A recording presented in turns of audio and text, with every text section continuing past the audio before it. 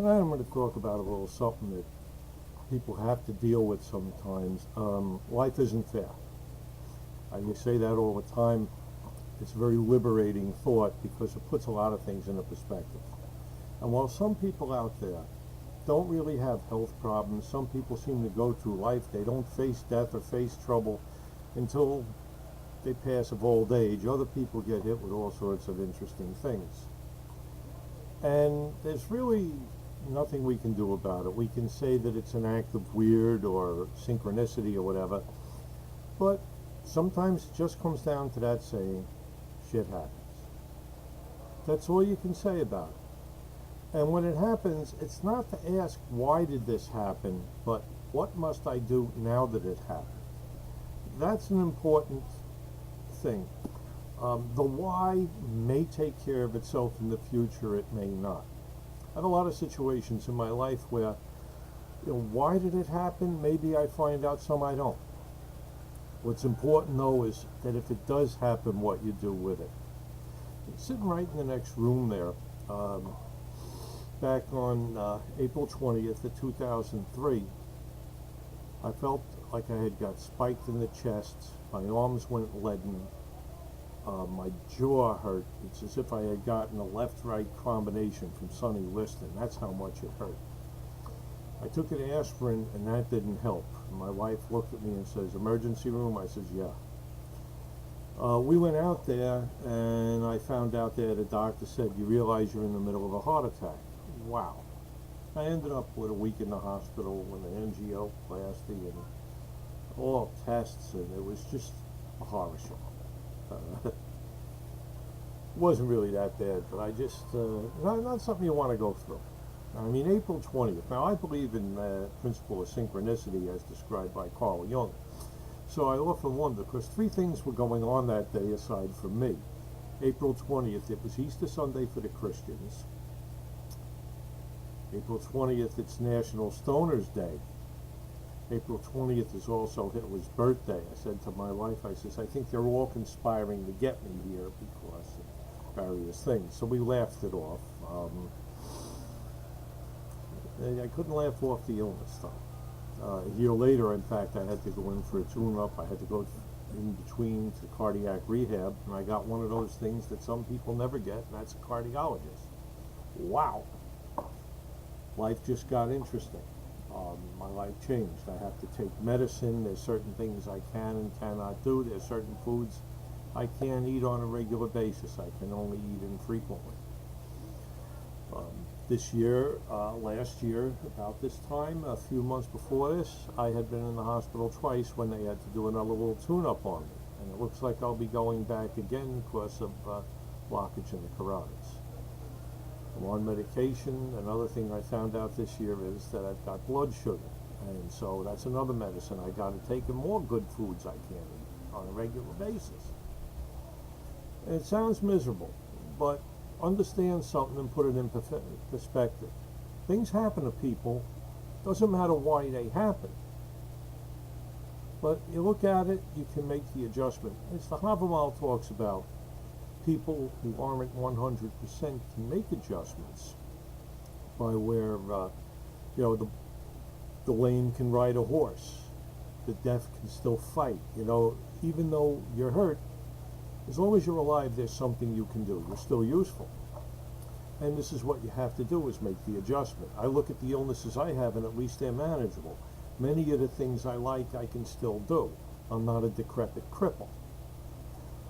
Sometimes I do push myself a little too far. I forget that, I have to back down on some things because of these problems.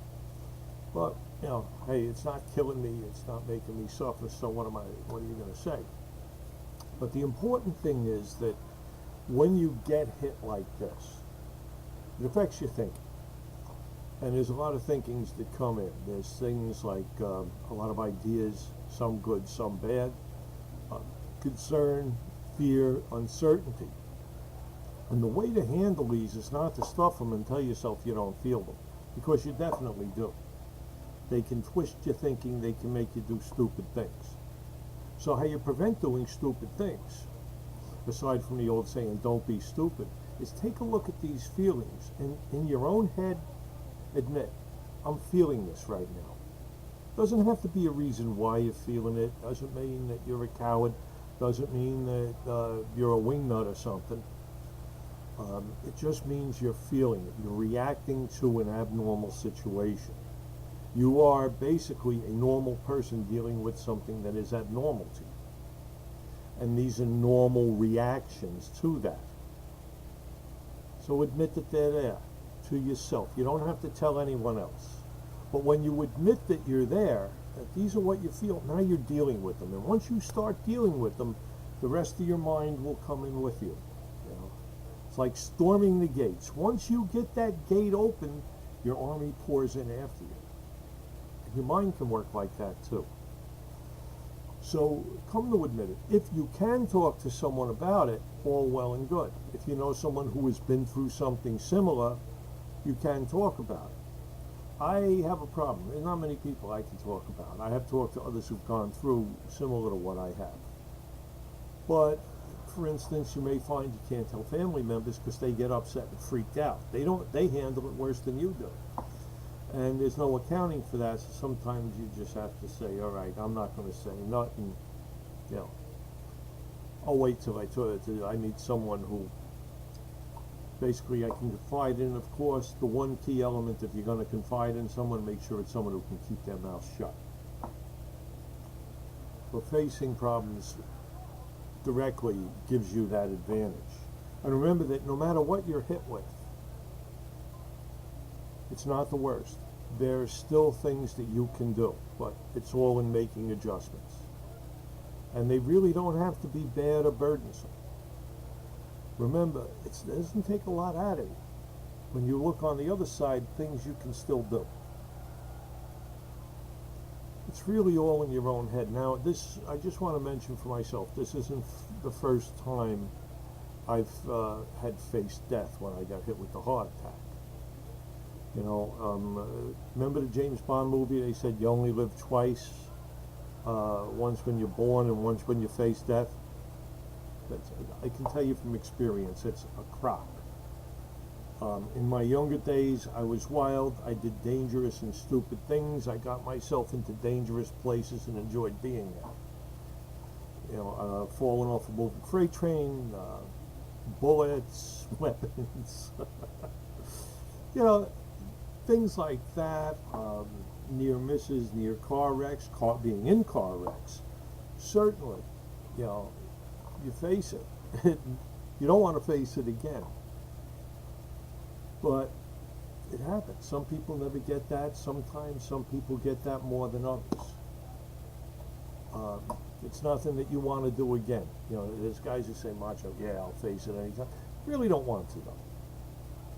It's not a nice feeling. You'd like to wait until the next time you're going to face death might be the day when you're actually going to kick the bucket. Until that time, And until that time, you're alive, there's things you can do, and if an ailment or injury is inhibiting you, look at the other things you can do. Don't sit there in a pity party.